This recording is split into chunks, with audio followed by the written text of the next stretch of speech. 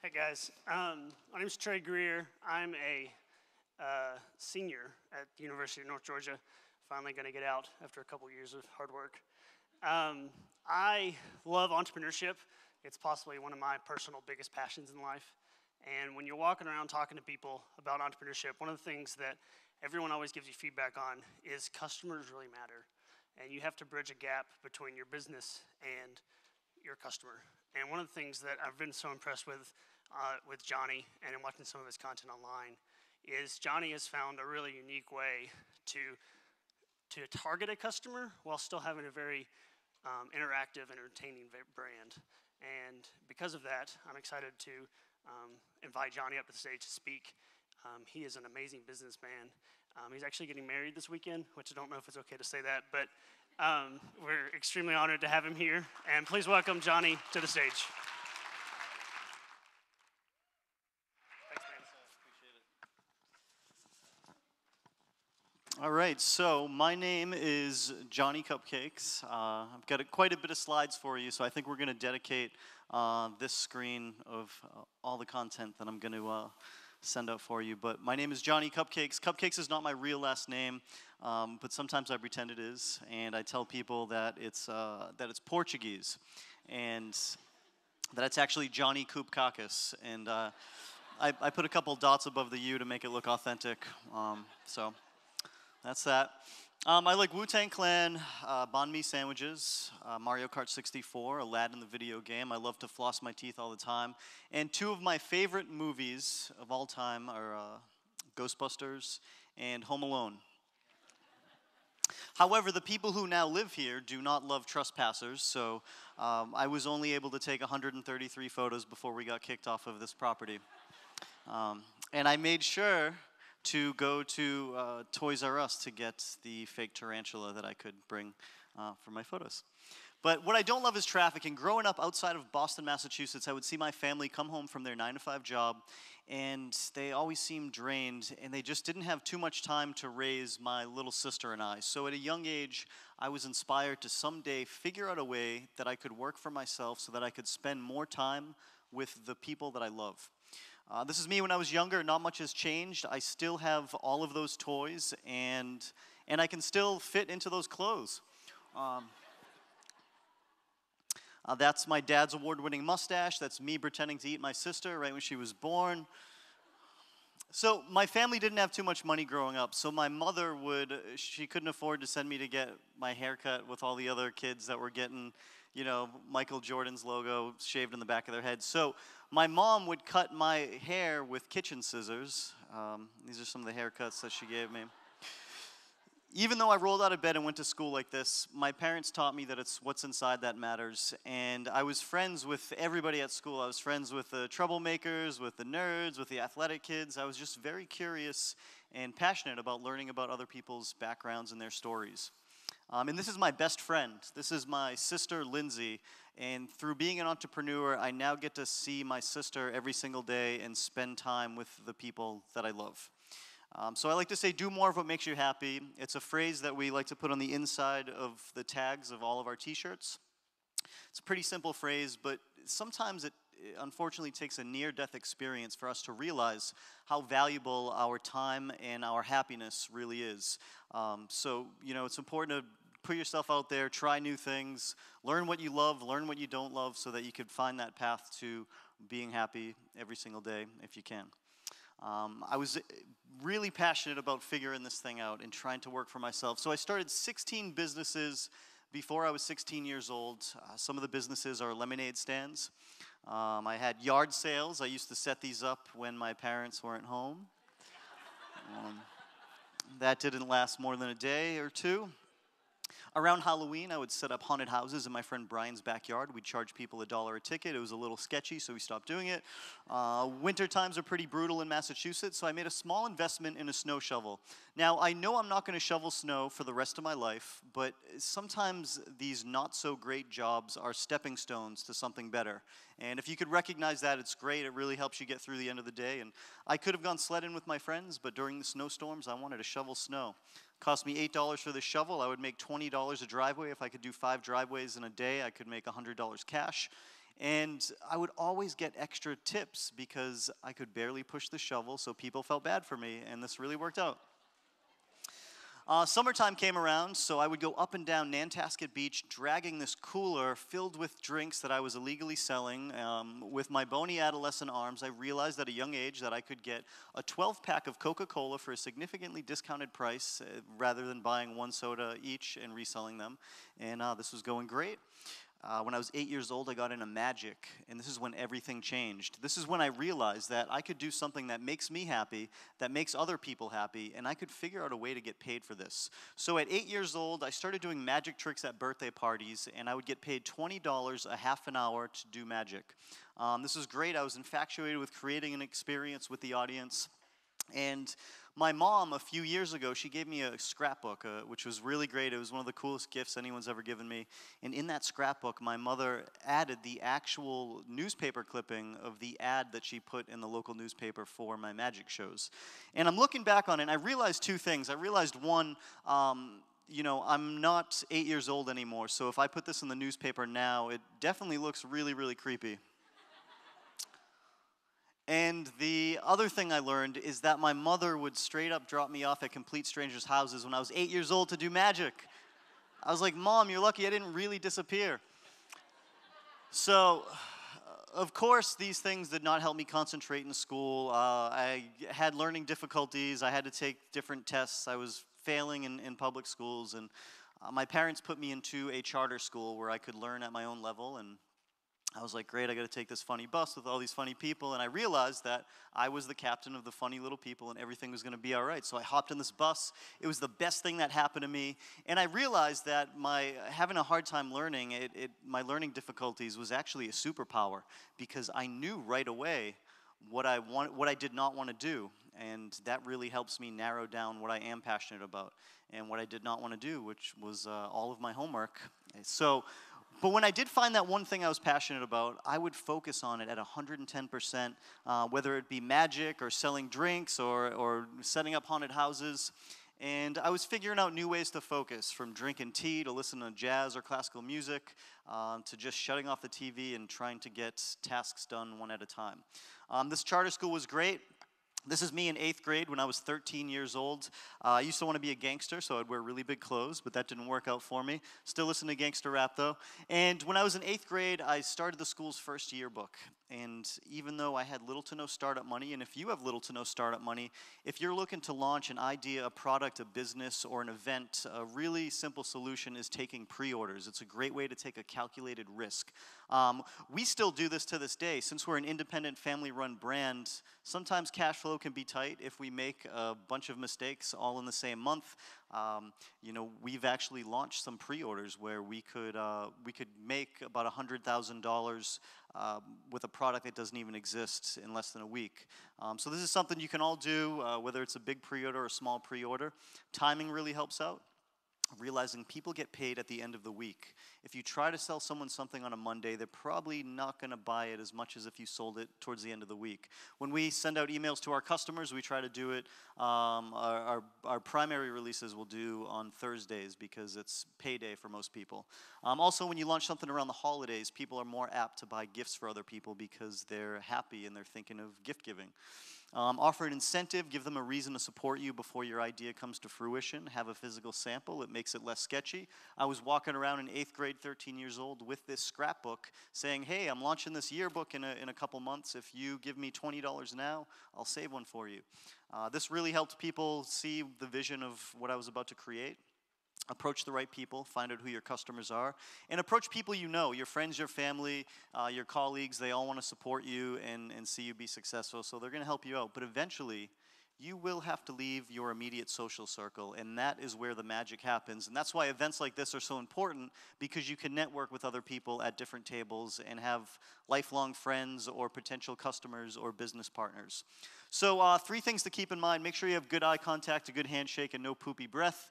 Now, you could have $1 million idea. If you're pitching it to somebody and all that person can think about is how terrible your breath smells, they're probably not listening to your really cool $1 million idea. So keep these three things into consideration in business and in your personal life. I promise they will help you out.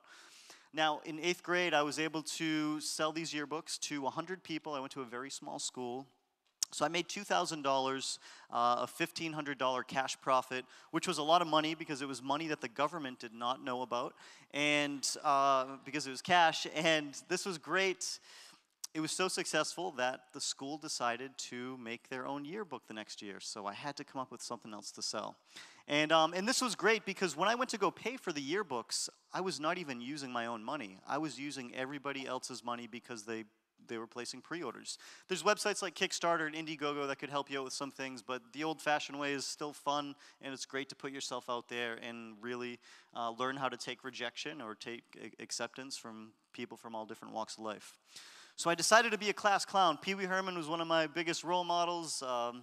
My dad was too. My dad's always a goofball, and I used to go to this one joke shop all the time to buy my pranks. And one day, the owner sat down with me and he said, "Listen, kid, I appreciate your business, but how would you like it if I told you you could get 144 whoopee cushions for the price of 4 retail whoopee cushions?" And I was like, "Whoa, that's a lot of whoopee cushions. I don't know what I'm going to do with them all, but that's a great deal." That day, I learned about wholesale, and I went home with a catalog from Oriental Trading Company, and it was like the Bible to success for a young entrepreneur. I couldn't believe this.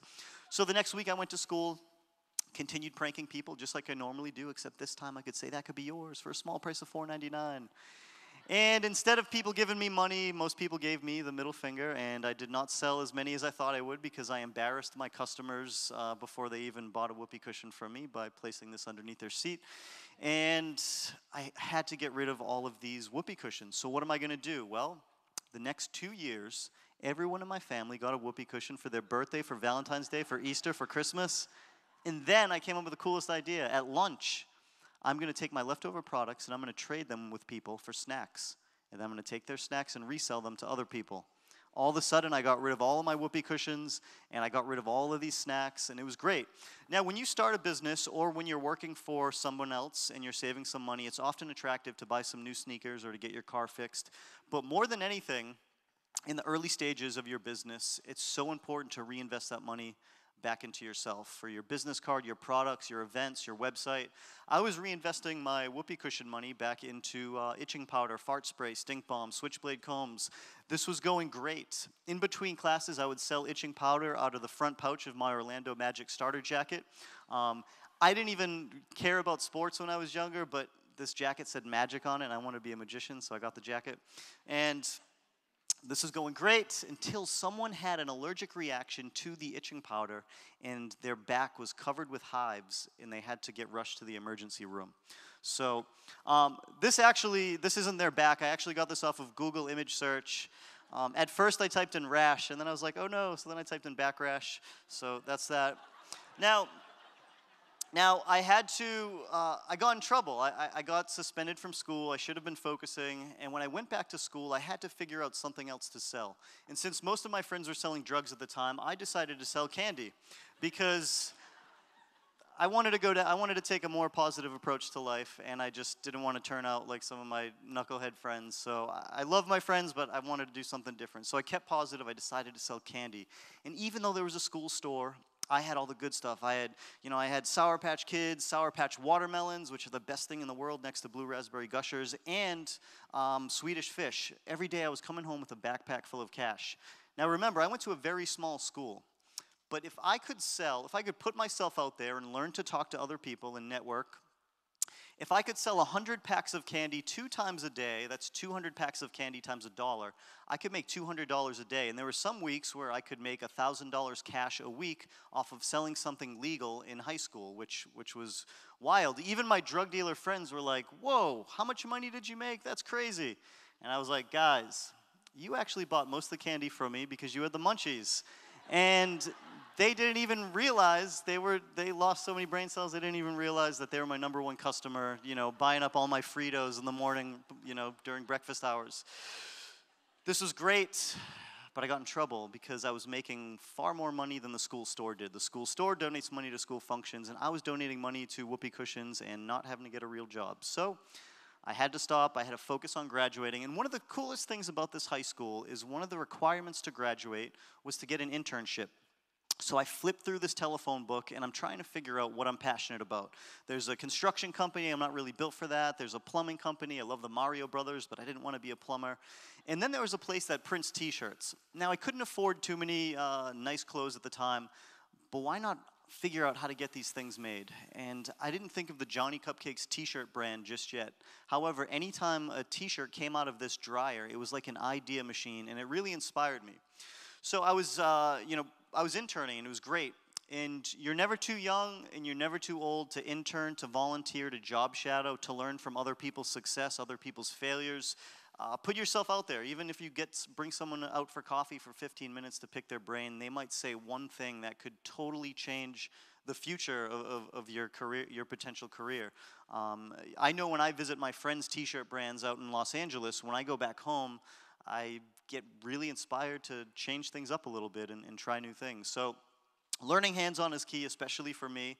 I was still focusing now, playing later. I DJ'd with the records without even a laptop. I used to sell glow sticks. I even sold Tupperware at one point, which was really cool because I was the only guy that was doing this. But then at one point, something about it became a little creepy. I still have my Tupperware, though. I just don't have the lids anymore. So I decided to really cut back on things that I spent a lot of time of. I realized at a young age how valuable my time is. Now, time is more valuable than money. It's something that you can never get back. And if you could recognize just a few things that you spend an excessive amount of time on, and if you could scale back and put that time into something you're passionate about, you will get that back. It's as simple as the more you put in, the more you're going to get back. So, love video games. I had to cut back on some video games. I was not watching TV as much. I had a girlfriend at the time who was really not so supportive, and I decided to break up with her. I was really sad for 2 weeks, but after those 2 weeks, I was like, whoa, look at all of this money I'm saving. Isn't that something? But seriously, I realized that I need to build a strong foundation for my life before taking on the responsibilities of another human's emotions, which is a really big responsibility, especially when you don't even have it figured out yourself. So I decided to be single and get married to my little businesses and ideas, and once I can feel comfortable, I will then, enter in that other world. But I wanted to just focus. So that's what I did. And then partying. I love gangster rap music, and I grew up with a lot of troublemakers, and I love going to parties, but I've actually never had a sip of alcohol in my life. I'm 33 years old. I've never been drunk before. I don't know what alcohol tastes like. I know what it smells like because it definitely burns when you smell it, and I've never tried any drugs. I've purchased alcohol because I like the packaging, the typography, but I've never tried it before. So my entire life, I have saved a tremendous amount of money and time by not going out on Thursdays, Fridays, Saturdays, and recouping on Sundays and half of Mondays. That's 5 days a week my entire life that I've been able to operate at 110%. And I've been able to try out other businesses, and I've been able to fail, and fail fast, which has helped me find what my true calling is and what my passion is. You don't have to cut out any of this stuff, but like I said, if you could just cut back a little bit, I promise you it'll be worth it to put that time into your passion. Unless your passion is partying, of course, but that won't last forever. So when I do go to parties, I'll brown bag a Capri Sun juice drink so nobody heckles me for not drinking alcohol, and I'll also bring my magic tricks with me, so when people are messed up, they will really appreciate my magic. And I'll bring Orajel, which is the gel format of Novocaine that makes your mouth numb when you have a cavity. When my friends aren't looking, I'll put this on the rims of their drinks. So by the time they go hit on a cute girl or guy, they start drooling down their face because their face is completely numb. So I find ways every single day to laugh, to involve humor in life. I think humor and creativity in the workforce is so important. It makes you feel like everything's going to be okay and everything is going to be okay. And if you can just learn to lighten up or help other people around you lighten up, it will go a really long way. I went to school for a little bit after I graduated, and I decided to take a small break. I bought a pin making machine off of eBay for $130. It makes these little pins, buttons, badges. And this was great. I would watch Cartoon Network, I would make these pins, and I would resell pins at different sports events, different concerts. And it was going so well, I ended up teaming up with a friend of mine. He had a way better printer, he was better at designing. And our profits grew. We got our pins sold through all of the Newbury Comics record shops throughout Massachusetts. And we started making thousands of dollars. And everything was going great until my friend got a girlfriend. Dun, dun, dun. All of a sudden, my friend had a newfound interest, and he was not really passionate about why sit in a dark room and make arts and crafts when you have, a beautiful girlfriend. I get it. But I had to keep positive. And I realized if I'm going to start a business again, I don't want to jeopardize a friendship. I'm going to try to do it by myself and see what happens. So I kept positive. While my friends were hanging out with cute girls at parties, I was hanging out with cute old ladies at Joann Fabrics. I would go up and down the fleece aisle, and I would buy a yard of fleece fabric for $3 that was on sale. I would then get a pizza cutter and cut it into 3 strips, making 3 scarves that I would then resell for $30 each, making $90 and $87 profit anytime I spent $3 on a yard of fabric.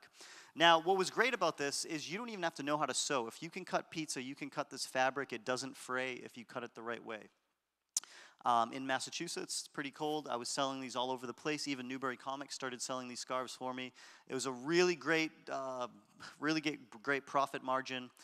And everything was going well until summertime came around, and nobody wanted to get these scarves anymore. So I had to get a real job. I decided to work at Newbury Comics because I was so passionate about music, and I believe you should surround yourself with things that you're passionate about. This is the car I used to drive. There's nothing wrong with it. It got me from point A to point B, and it inspired me to work harder and to figure things out.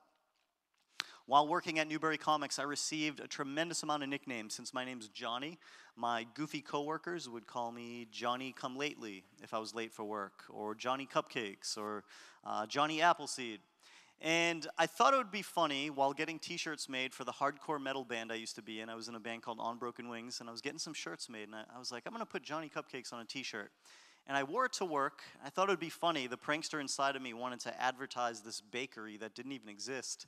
And I wore it to work, and all of these slightly miserable people that never made eye contact with me, they started laughing and saying, "What's Johnny Cupcakes? Is that a bakery? Where can I get one of those shirts?"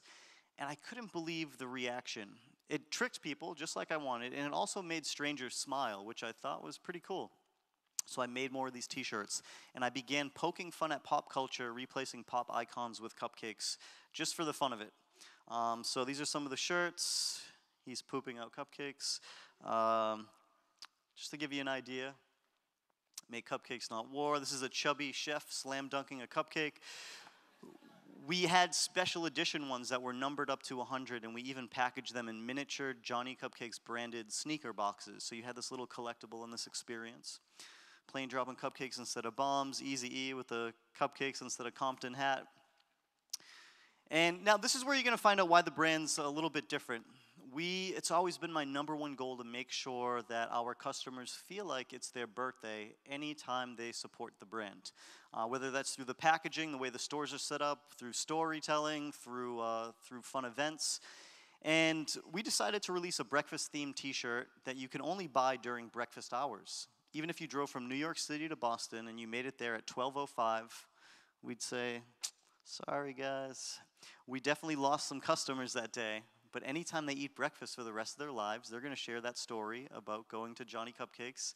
And whoever they talk to is going to say, 'What's Johnny Cupcakes? Is that a bakery?' And they might end up buying a shirt." So this next year, we're going to be in business for 15 years. For the past 15 years, we've spent little to no money on traditional advertising. It's mostly been word of mouth. By taking our advertising budget and put it into unique experiences, our customers do the marketing for us. Not only did we only sell this breakfast-themed shirt during breakfast hours, but we even gave out real breakfast to any of the lucky people that were able to get the shirt. We sold these for $50. We sold out of them within 24 hours. And we made a connection with our customers up here, in their stomachs and in their hearts. Some of them met their best friends and even significant others that day. A few other things that we do. This is a shirt that I'm going to be releasing in a few months. It's a Where's Johnny t-shirt. It's going to be so exclusive that the only way to get it is you can't even buy it. You have to physically find me when I post on social media, "Hey, I'm at the corner of this street and that street. I'll be here for the next 20 minutes. If you can find me, this t-shirt's yours." And even though I'm going to be losing some money by giving out these free t-shirts, the experience of finding someone like you're looking at a Where's Waldo book to find the Where's Johnny shirt, it's something that you're going to share with everyone, especially when you have a product that only a few people in the world can physically get. People will want to show off that they have that. We do collaborations with other schools. We did a collaboration today over at that table. There's just a few t-shirts left, but other ways to remix the brand. We've done collaborations with Marilyn Monroe's estate. They contacted us and wanted to do a t-shirt for Marilyn Monroe's birthday, so we put a little teeny tiny cupcake on her birthmark.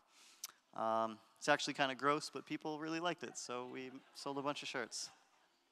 I think collaborations are great, whether they're small collaborations, big collaborations, and the financial success is cool and everything, but the most successful part about a collaboration is bringing another person's world into yours and vice versa, that cross-pollination, because you could potentially have new customers, new fans, new brand ambassadors for the rest of your life. We've done some stuff with Looney Tunes, with bicycle cards. The magician inside of me was really excited about this one.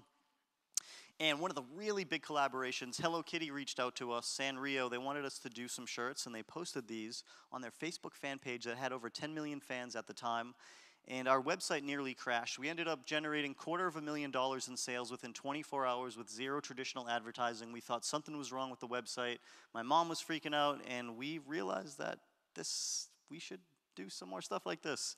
So we decided to work with the Teenage Mutant Ninja Turtles. We got a call from Nickelodeon. So the person in their licensing department's name was actually Donatello. I was like, hello? Are you serious? Who is this? And they wanted to build up some hype and excitement for the new Ninja Turtles movie, so we did some t-shirts with them. We put our Johnny Cupcakes twist on everything. Now, it has to be more than the design. The design, even the packaging, is not enough. We have to keep pushing this further and give people a reason to talk about the brand. Now, another great thing about a collaboration is there could be customers or there could be pedestrians walking by, and they might not know or even care about Johnny Cupcakes. But if they look up and they see something in the window that connected with their childhood or connects with their interest, whether we're doing a special Halloween or Christmas t-shirt or doing a shirt with some of their favorite cartoons, it could be the thing that brings them in. Kind of like when a band covers another band's song. You might not know or care about that musician, but you love that cover song, you buy the album. A lot of times you hate the album, but you learn about that musician, and it's a gateway drug into another person's world, into another brand. So we decided to have the Ninja Turtles themselves go out and surprise our customers that were waiting in line for t-shirts, and some of them were so happy that they went to the bathroom in their pants. So the next day we released, we coincided with releasing our Johnny Cupcakes boxer shorts. I'm just kidding. Kind of, not really. But this was great. Like I said, in every workforce, creative thinking must be applied. Paying attention to those little details, they're the things that separate you from everybody else. We've done some other projects with Nickelodeon. And the last example I want to show you is a project we did with The Simpsons. It was 2 years in the making. We packaged the shirts in oversized cupcake mix boxes. And in each box had different accessories. So Homer's came with Homer socks, a watch. Krusty's, of course, came with a bow tie and a hat. And Bart's came with a wallet and some sunglasses. And we had a few other t-shirts. It was a really fun event. What else can we do? It can't just be that packaging. It has to be bigger than that. We have to make people want to talk and want to post on social media about this weird experience. So we decided at the opening to give out Duff Energy drinks to all the customers. We had real cupcakes made. Now, we don't really sell cupcakes. We're a t-shirt brand that has retail stores that look and smell like bakeries, and we display shirts and refrigerators to go along with the brand. So when we do have real cupcakes, it blows people's mind because some people hate us for tricking them into thinking we really sell cupcakes. We had Homer Simpson come out and strangle everybody in line. And my mother even dressed up like Marge Simpson and greeted all of the customers. Now, people thrive off of new experiences, so much so that they are willing to camp out for days.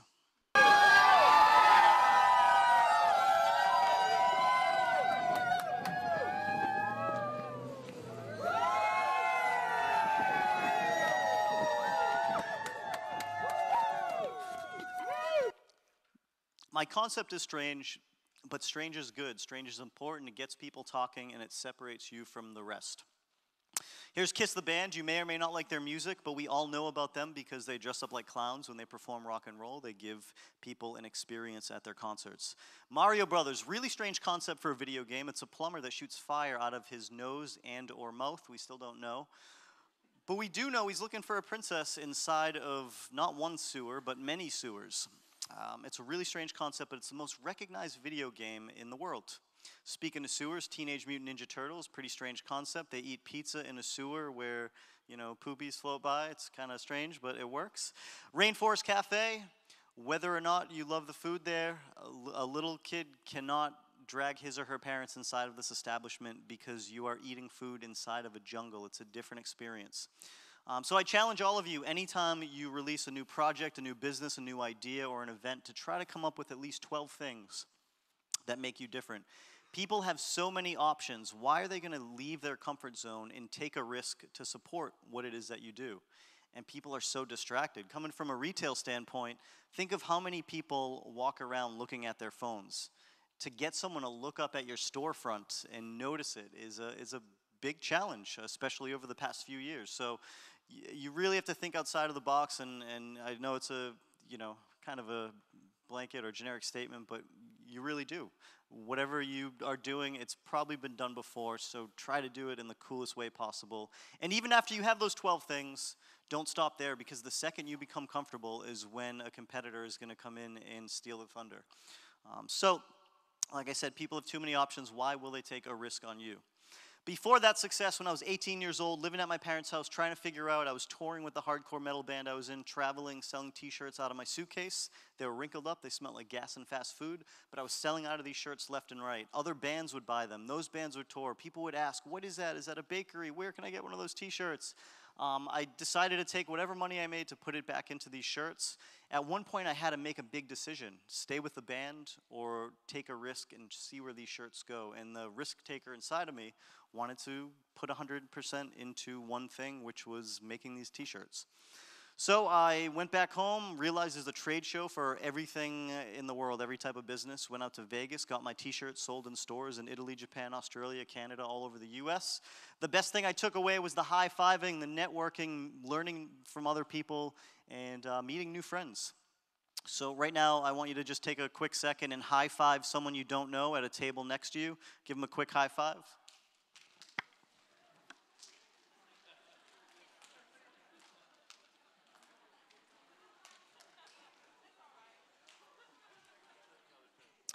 So, for instance, like I was saying, when you leave your social circle, you could learn some new things. So, for example, and I'm going to try to help you out. Raise your hand right now if you are looking for a designer, a photographer, someone to make your website, design your business card, any type of creative person. Raise your hand if you're looking for that right now within your business. Raise your hand up high. All right, leave your hand raised. All right, yeah, you can put it down. Now raise your hand if you are a designer, a photographer, a creative of any sort. Keep your hand up high. All right, you guys should network after this event, because you could have enough business to last for the next half of year, so you don't have to get a real job. And whatever money you make, you just send me 20% and we're all good. I'm just kidding, kind of not really, but it shows you. There's people all around you. Yeah, you're hanging out with your friends, but there's someone over there that you may want to work with, and vice versa. So I like to say, meet strangers unless they drive a white van. I was focusing on the website. I knew I wanted to get my stuff in some stores, but more than anything, I wanted to get my shirts direct to my customers, because what if I start selling my shirts at a bunch of stores, make some good money, hire a really cool team, and then all of a sudden some of those stores go out of business? Then I have to fire all these people that I just hired. So I didn't want to rely on anybody else. If I decided to sell my t-shirts to any stores, I wanted that to be an added bonus. So I've really focused on the website and posting up and having events all over the place. Online shop kept growing. When people buy stuff online, it's not so painful because they're not seeing cash leave their hands, so they usually buy a little bit more than they should. Raise your hand if you've ever purchased an extra product or two online just because you told yourself, hey, I'm already paying for shipping. I might as well buy a few more extra things. Do you know how insane that is? Look around, that's insane. That's like a gambler's way of thinking. Yeah, that $5 shipping, I'm really gonna stick it to them. I'm gonna spend $45 more and I'm gonna really feel like I got my money's worth. And it's like, all right, say whatever you want to make yourself feel better for spending more than you should online. But I'm not complaining. The average Johnny Cupcakes customer that shops on our website purchases an average of 3 products, which is great. It usually hovers around $100. The website kept growing. My parents' house was filled with boxes of shirts. You had to play Tetris with cardboard boxes to get to the kitchen, the bathroom. When my mom had company over, I had to hide all of my shirts. And my dad eventually built out the attic for me for my birthday, and then the other half of the attic for Christmas. Everything was going great until someone got a t-shirt in the mail that smelled like cigarette smoke. And another person who was allergic to cats got their shirt in the mail, and it had cat hair all over it. I didn't realize how valuable packaging was. It could make or break a business opportunity. Raise your hand if you've ever saved your sneaker boxes. Anybody? All right. Have you ever wanted to go to McDonald's in your lifetime just for the toy, the experience, the Happy Meal, the ball pit? Have you ever saved your packaging from the Apple Store only because it opens in 14 different weird ways? You're like, that's a cool cardboard box, I can't throw it out. And lastly, raise your hand if you know anyone that saves the stickers on their hats that announces what size head they have. That's really strange. Imagine if we would flip our pants inside out to show what size waist we have. Now, I think people keep that sticker on their hats because that little teeny detail of packaging makes the hat seem new, even though it is very dirty and sweaty on the inside. There's a lot of children that want to go to Build-A-Bear. They don't even care about the bear as much as they do about getting a cardboard dollhouse that they can color in when they buy the bear. I like to say good packaging does not get thrown away, and it sits around, it acts as a miniature billboard, and it adds to the marketing. So we've released some earrings that we've packaged in food containers. We even labeled them as flavors, half a dozen. We put nutrition facts on the back. When you buy a Johnny Cupcakes t-shirt, we package them in little pastry boxes to go along with the theme of the brand. This does cost us a little bit more time and money. However, it adds to that experience. And if you search the Johnny Cupcakes hashtag on Instagram or Twitter, you'll notice most of the photos are of people's packaging and those details in that experience. We have released some ice cream themed t-shirt designs that we've packaged in oversized, custom branded ice cream containers, and we've even gone as far as renting out actual ice cream trucks in New York City, Los Angeles, Santa Monica, and San Francisco. We even gave out real ice cream with every t-shirt purchase. And just like an ice cream truck, we decided not to tell our customers where we were right away until the night before because we wanted people chasing us like little kids chasing an ice cream truck. To give you another idea, we had giant push-up pops made from scratch with rolled-up t-shirts that you would pull out of them, and they were hollowed out, so you would get a little magical t-shirt. We sold these for around $50. We sold out of them at every stop, and you can find these on eBay now for a few $100s. We've done some frosting shirts and frosting containers with fake frosting drips that smell like frosting. We've done Chinese food-themed shirts and to-go packaging. We didn't even print on custom packaging. We wanted to make this packaging from scratch. And if you're lucky, you might get the winning fortune cookie. We've done Halloween-themed t-shirts with fake movie titles. We even went as far as hiring actors and special effects people to put out movie trailers on YouTube to build up this hype and excitement. And we didn't even tell people we were releasing shirts. They thought they were legit trailers for actual movies. You could find them on our YouTube channel. But we also decided to package these in VHS tapes. So you get your Halloween movie shirt in the VHS tape. We even set up all of our retail stores to look like actual haunted houses. All our employees were excited to dress up like zombies. We showed movies in the windows. We gave out popcorn with every purchase. And at some of the Halloween events, I've even gone as far as renting out an actual hearse and coffin that I would personally get delivered in when we would open the doors. I realized Marc Jacobs and Ralph Lauren are not doing that, so for me to rent out a hearse for $250, it's cheaper than advertising, and it's going to stop every single person on the street because that is a very creepy thing to see in October in front of a bakery that doesn't even sell real food. So,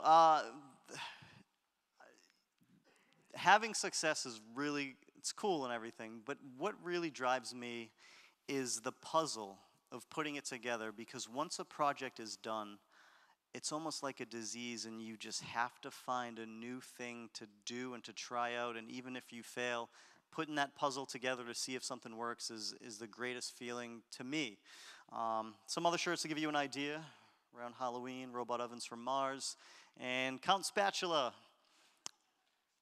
We've done burger shirts, burger packaging, you get the idea. Now my mother, who is now the CFO of the Johnny Cupcakes brand, she told me that we could save over $100,000 a year if we just used the free packaging from the different delivery companies that we work with. But if we did that, our packaging would look like everyone else's. We want our customers to feel like it's their birthday when they get their t-shirt in the mail.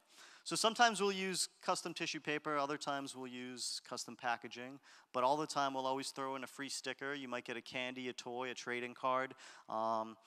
Sometimes if we want to get weird, we'll throw in a pack of batteries, a Snickers bar, a $20 bill, or a doll's head. Now, I've realized two things. One, if you have your own business, you can be as weird as you want. And two, the more strange you are, the more people are going to talk about you on social media. So now I just have to figure out what to do with all of the bodies. So sometimes I'll take a break from work and I'll do something that's absolutely free. It's something all of you can implement into the workforce right now, your business or a place you work at, is just writing a handwritten note. It's a lost art and it makes people feel special. And it shouldn't even be a marketing thing. It should just be you thanking someone for supporting your ideas or your business. So I'll always take breaks and try to write notes on packages once in a while. Like I say, when people support the brand, I want them to feel like it's their birthday. We ship out shirts every day all over the world from Boston, Massachusetts. These are a few things people have said online when they get their shirts in the mail with the little note on it. This person said, sometimes it's the little things. How many clothing designers/owners do you know who will personally write a thank you message for their customers? This person said, I just peed myself, #legit, #no judgment. And lastly, this person said, received this gem in the mail today and realized that Johnny Cupcakes personally signed my package. This little act of kindness definitely made my day. I've fully supported the Johnny Cupcakes brand for the past 8 years and will forever continue to support such an amazing brand. Thank you so much, Johnny. I don't know if this person's lying or not, but that's a pretty bold statement to make for something that took me 2 seconds to do. So write handwritten notes to your customers, your clients, your students. I promise it will go a long way. And if you're in a relationship, I promise you will get brownie points if you leave handwritten notes around your house or your apartment. Some shirts have oven mitts inside of them. You can't really cook with them, but it adds to the experience. Other shirts have secret messages on the inside. I can't show you because it's secret. We have developed some rolling pin packaging with real wooden handles that's hollowed out, and you pull out your rolled up t-shirt inside of the rolling pin. It's a cool idea until you realize you don't even use rolling pins to make cupcakes. So we haven't released this one yet, but we have it on deck. I believe every brand should have a mascot. It really helps when you're marketing. It helps people remember your brand, and it really helps with merchandising. You see a lot of schools, they're very successful, especially when they're making merchandise for the different sports teams and whatnot. This is our mascot. We call him Big Kid. We dress him up every year for Halloween, for Christmas. This is the packaging that the toy came in. And yeah, I think your business card, your resume, your website, these are all things that are extensions of your personality. If it looks like someone else's, you're probably going to get treated like everybody else. Here's a wooden business card. If I had to personally choose between 200 carpenters to work on my home and the person with the least experience had the coolest business card, it would make me feel like this person, if they put that much time, energy, thought, money, and creativity into something as little as their business card, they're going to put that same energy into working on my home.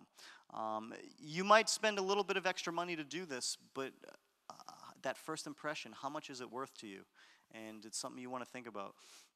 Clear business card, miniature one. This one's cool if you're starting a clothing line. This one really stands out. My first business card was a Home Alone 2 trading card that I just wrote my name and number on the back of. Now, I had to move out of my parents' house because of the cigarette smoke, the cat hair. I still live there. I love my family. I still lived there at the time, but I had to move the operations down the street. $700 a month for rent, it was zoned commercially, so I could host events there. I could have people bring their artwork and have art shows. We could have it be our warehouse, our shipping facility, our office, and we could even sell t-shirts there. If you do ever get your own space, try to get something that's zoned commercially so that you can conduct business and make a little bit of extra money. This was going great. However, I was right by a gas station and a playground in my parents' house. It was not the best place to have a store. Location is very important, and often we get excited when we can get a deal on something. You might have an apartment that you're saving a ton of money on, but the chances of you getting stabbed is increasingly higher. Your friend might buy a pair of jeans for $20, $30, but those jeans might fall apart in a few months. So everything's relative, even commercial real estate. So I had to learn that the hard way. We still built a community around the brand, made the best out of it. Now, often when I travel, I will have customer meetups. I love keeping it personal with our customers, and I'll post on Instagram, Twitter, or my Johnny Cupcake Snapchat. I'll say, hey, I'm in San Francisco at 3 o'clock. If you meet me at this pizza place, I'm going to treat you to lunch. All you have to do is show up with your Johnny Cupcakes t-shirt on. I'll think maybe 12 people will show up and 400 people will show up. So many people that we had to leave the pizza place, and I had to bring them to Union Square in San Francisco and feed everybody. But pizza is so much cheaper than advertising, and it's a fun, interactive thing. And marketing set aside, you should just treat your customers with respect. If you want customer loyalty, you have to be loyal to your customers. It's as simple as that. We've done this with pizza, with ice cream. We've rented out giant indoor soccer fields where we've had dodgeball tournaments, 50 on 50, all playing at the same time, giving out different surprises.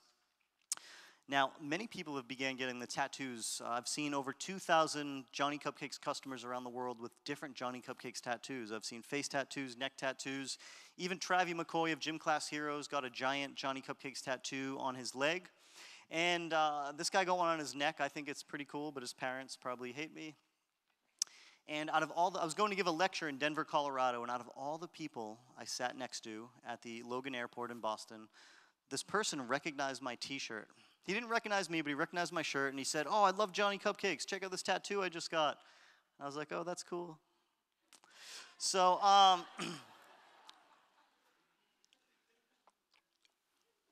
so the turning point of my company is when I took a really big risk. And I decided to open a store on Newbury Street in Boston. Rent is more than $7,000 a month. And this was way before the Hello Kitty and the Ninja Turtles. This is me living at my parents' house saying, all right, this is everything. I'm going to put it all on the table and see what happens. Now, I could tell, we were shipping a lot of online orders, so that was great. I did sit on the stoop of that store, and I would see how many people would walk by, and I could say, if I could trick that person and that person into thinking that we really sell cupcakes, maybe some of those people will leave with a t-shirt.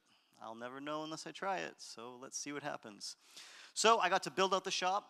I even got to employ my own dad. Now, I think one of the reasons why I don't drink alcohol is because my dad was an alcoholic growing up, and that really scared me of going near alcohol. He's been sober for the past 12 years. It's like I have a brand new dad, and it's the coolest thing in the world. So being able to work with him was a true blessing. I was really excited, and we looked like Oompa Loompas, and we built out that shop together. That opening day, 400 plus customers lined up forever. The line wrapped down the street. It wasn't even a single file line. It looked like the opening of an Apple store. In fact, it was bigger than the opening of the Apple store just a few streets over that day. And this was with no traditional advertising, word of mouth, people talking about the brand. People were even jumping in line thinking that we actually sold cupcakes. I don't know why they would think that, but they're in line. They're calling their friends and family. Hey, I'm at Johnny Cupcakes. Do you want red velvet, chocolate? All right, I'll get you some of this. Now, the coolest thing about this is that our customers didn't tell them that we don't sell real cupcakes. They didn't say we're a t-shirt store that looks like a bakery. They just kept their mouths shut because they were so excited to see what would happen a few hours later when they finally got into the retail store. Now, not everybody was happy to be tricked when they wait that long. They get a few parking tickets, they have their family with them, and they made about 100 false promises to their friends over the phone. We had this one guy, he came in and he's like, where are the cupcakes? I don't get it. Are they in the back? What's going on? And so I started telling them, the story. And he says, oh, do you think this is funny? And I was like, yeah, that's why I did it. And he was like, he's like, I'd like to see this place last more than a month. Good luck, you're going to need it. And man, I wanted to push an apple pie in his face, but I didn't because we're not a real bakery and I don't have any pies. And because my mom taught me to be nice. But what I did is I took that negativity and I used it as motivation to prove those suckers wrong, and that's something that you have to do. There are negative people everywhere, and you have to surround yourself with motivated, ambitious people. It rubs off on you. I love my childhood friends, but I stopped hanging out with a few of them because some of them, you know, they're not as motivated as they could be, and I need that positivity in my life. So real quick, raise your hand if you know someone who's not happy unless they have something to complain about. If you're not raising your hand, you are that person, by the way. You're like, I'm too good to raise my hand. I'm just kidding, kind of not really. But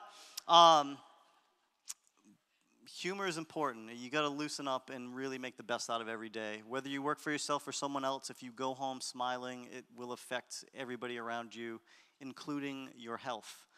So even kids that used to make fun of me were in line with money. If I could go back in time, I would have put itching powder inside of their t-shirts.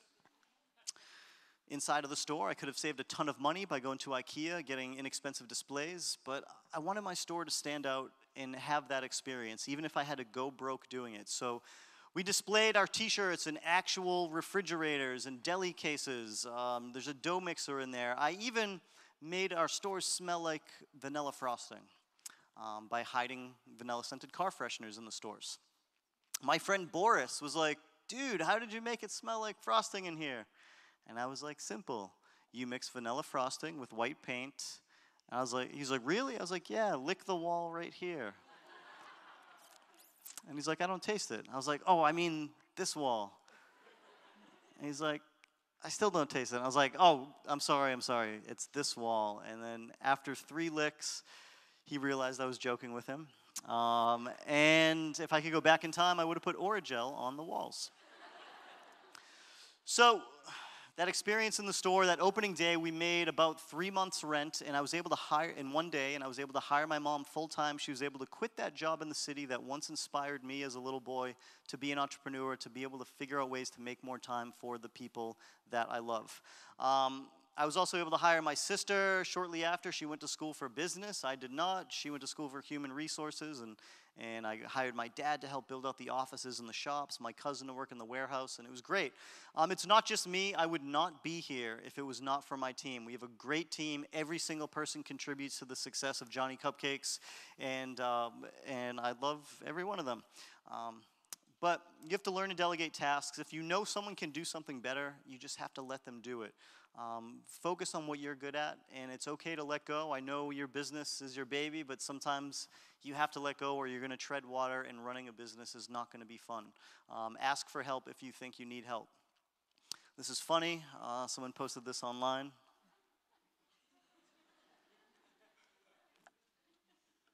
You know, I was thinking about it. Apple doesn't sell fruit. You know, why should Johnny Cupcakes sell real cupcakes? But seriously, on April Fool's Day, we have sold real cupcakes, and we've hid all of our t-shirts. If you go on our YouTube channel, you'll see the reactions. We videotaped all the tricked people. They were not happy about it and almost broke our cameras, but it's a great memory that's out there. We sold a lot of cupcakes. We made new customers, but the next day we lost those customers and didn't get back the other customers that drove from New York City to Boston to buy a t-shirt at a bakery that was now selling cupcakes, apparently. I do joke around, and sometimes I say, and I'm kind of serious, I want to open a t-shirt shop across the street called, actually I want to open a bakery across the street called Johnny's T-Shirts, because we're given so much business to all these local bakeries, and now we could just send them across the street to our own shop and give them something to laugh about. So every day we have trick people that come in looking for real food. I'm going to read a quick review to you. Someone gave me 1 star. They said, "This is not Cupcake Shop." Overpriced t-shirts and not even 1 cupcake. Only when you paid for parking and enter the store, you realize you wasted your time, comma, capital O, on the storefront. On the storefront, they have signs galore, freshly baked, no sugar. Not even 1 sign say they sell cloths, comma, no cupcakes. They think it's clever, nope. Well, I'll tell you what's clever. I'm going to put this bad review on a t-shirt and sell it for $35.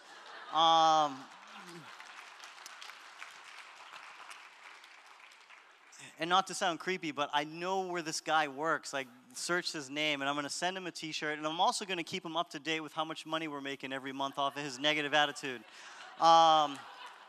So keep an eye out for that t-shirt. Moving forward, that store was a success. There's the dark alley. When I was 24 years old, we made our first million. We were featured in Wall Street Journal. That doesn't mean someone gave us a magic bag of money or a trophy, but we did some really good business as an independent family-run brand. I bought my first home when I was 24 years old. I fixed it up. I love Christmas so much that I put Christmas trees everywhere. And all of the money that I saved from playing video games, I was now able to build an arcade in my basement in a non-Michael Jackson way.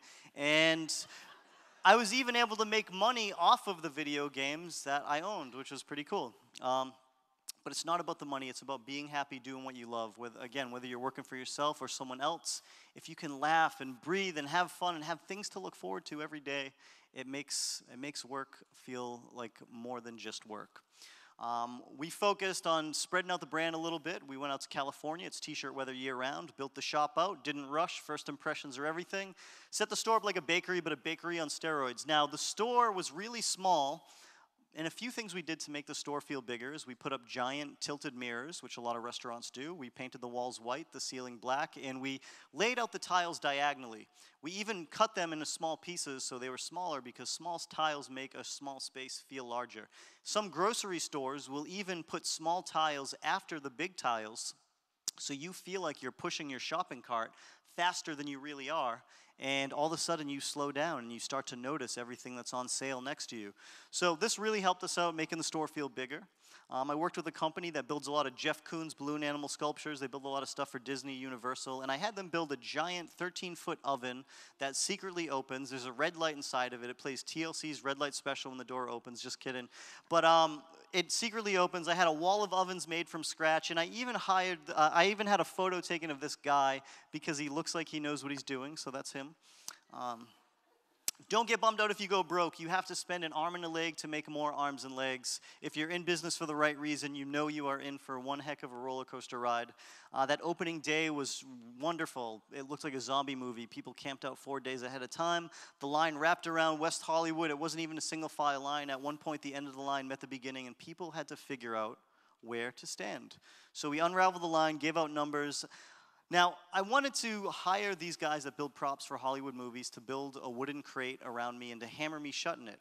To go along with the 1950s design of the shop, I wanted to rent out a truck from the 1950s and completely rebrand it as a Johnny Cupcakes freshly baked delivery truck. I had these guys dress up like as old-fashioned delivery guys from the 1950s, and I got delivered in a wooden crate. And even when I came out of this crate, I looked like a deranged Santa Claus, and I was creeping around and just really getting into it. All our storefronts say no sugar, no carbs, no fat. We're not lying. There's no sugar, no carbs, no fat. There's no cupcakes. It's all fiber. It's all cotton. The only time I feel terrible is when a really cute elderly couple walk in that have a dietary restriction, and they're like, "Where are the sugar-free cupcakes?" And I'm like, "Oh my God, I'm so sorry." Inside of the store, it looks like a bakery. We have ovens that are engineered to open and close at random times, shooting out steam. Wanted the walls to be light colored so that the t-shirts, the products would stand out. If you go into a Starbucks, you'll notice they use a lot of warm, natural colors that make you feel comfortable. You want to sit down with your newspaper and coffee. We had industrial pipes installed, fake frosting oozing down them with sprinkles. All the shirts in the refrigerators. There's the tiles. As you can see, they're laid out diagonally. It makes a big difference. There's the secret entrance that goes to the stock room. And when you go to pay for your t-shirts, there's a fake stovetop with fake fire that flickers. And when I go crazy and don't want to have a business anymore, which might be soon, I'm just kidding, kind of not really, but I might replace this with real fire just to see how many lawsuits we can get. Just kidding, kind of not really. But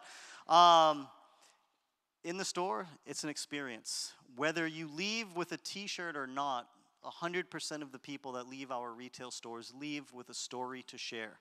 And if you can implement some of those things into your business and getting people to talk about it for you, it could really, really help. We also do worldwide pop-up shops. We travel all around the world and do one-day temporary stores. We've done this in Japan, we've done this in Australia, and we've done this all over the US. We did one tour called the Johnny Cupcake Suitcase Tour. We sold shirts out of old suitcases. and you can only get those t-shirt designs on the tour. We did it again, called it the Coffin Tour around Halloween. We sold Halloween-themed shirts out of coffins. Then we set up every pop-up shop like a haunted house. Now, the greatest thing about pop-up shops is you can test out the market. A lot of times you can get a free space because there are a lot of landlords that have empty buildings, and if they can put you in there for a day at a discounted rate or for free, it really helps them market that space to potential buyers. But we've also partnered up with other people, and people have given us their retail stores, their bakeries, their art galleries. After hours, they'll let us go in for free, and in return, we're bringing hundreds of people, and we're making cool videos and promoting them on social media, and it's a good cross-promotion. So these have been really successful, and retail's a really funny thing. So when you can do things that are temporary with little responsibilities, it's exciting, and you don't have to change the future of your business forever. We did open up a shop in London for the Olympics. We wanted it to be a pop-up shop, but with all the things we had to do to open it up, we said, we might as well sign a lease for a few years and make the best out of it. So we had a 4-year residency in England. And out of all the resumes we received, only one person did something different. She did something creative, and her resume went from the bottom of the pile to the top. She included a Polaroid photo of herself blowing a bubble. Now, it really stood out, and it made us think 2 things about this potential employee. We thought, hey, she could be weird like us and fit in, or she might murder all of us. We decided to take that risk. She was the first person we interviewed, the first person we hired, and it was just because of that little bit of creativity. My fiance always tells me, make sure you tell people that if they're trying to be a doctor or a lawyer, don't send a Polaroid photo of themselves blowing a bubble. So if you're in the creative industry or trying to get a hold of someone in the creative industry, you yourself should be very creative. I got to bring my dad to England for his first time. This was great. Him and I lived together for 2 months and built out the shop together. I know nothing about business. I know nothing about international business. A lot of things that I've learned, it's just through trial and error. If I could go back in time and take some courses and even launch a business while I was in school, it would have been great because I could have had extra credit. But, and I might still do that. However, my dad and I learned a lot of things the hard way. We learned you have to have 2 different music licenses to even play your own music in your own store. There's music police that go around and check on all the stores in London. We learned a lot of other things, but I don't want to die tomorrow. But if I did, this precious memory of spending time with my dad for 2 months in another country, I've never seen him more happy in my life. It's a memory that I'm going to take with me. And I also got to bring my mom to England for her first time. And another great memory, I wanted to blow up this photo for her for Mother's Day. And when I picked it up from the printer, I realized that there were a lot of really strange photos behind us, so I had to give my mom a different photo. Anyways, I'm going to show you a quick video to show you the success of teamwork, being positive, thinking outside of the box, and taking risks. After that short video is done, I have a few more important things to say, and I have a few gifts for you. So I will roll this for you. Are you ready for start time? Get ready on the right, ready on the left. Your answer is baking. Baking good, baking often. Great flavor. Came all the way from Sydney again. Bristol, Wales, Manchester, Norfolk, Leicester, Scotland, Southampton, the northeast of England. Newcastle, Liverpool, Reading, Nottingham, Holland, Western Mass, Montana, Minnesota, Germany, Boston. I'm from Chicago. I flew all the way over here for this.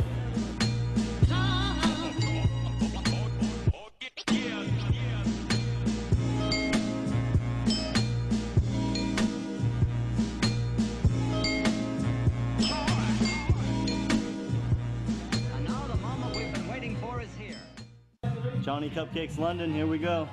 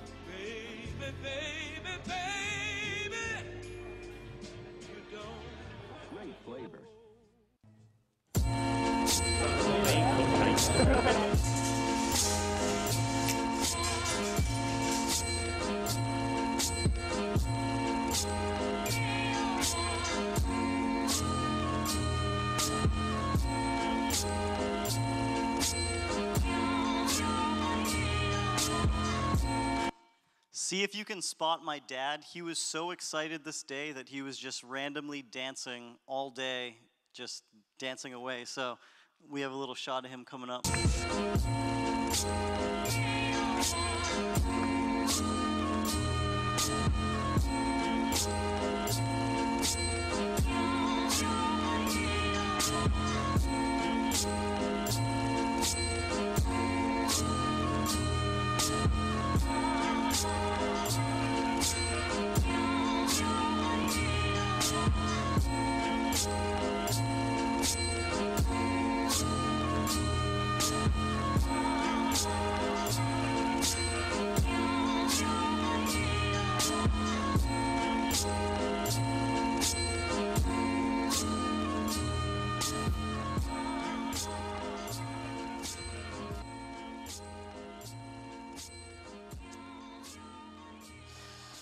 So we've been in business for almost 15 years now. When I'm not working, I try to make a lot of time to speak. It's one of the things that makes me really happy, helping other people figure out ways to reinvent their businesses or their personal hobbies.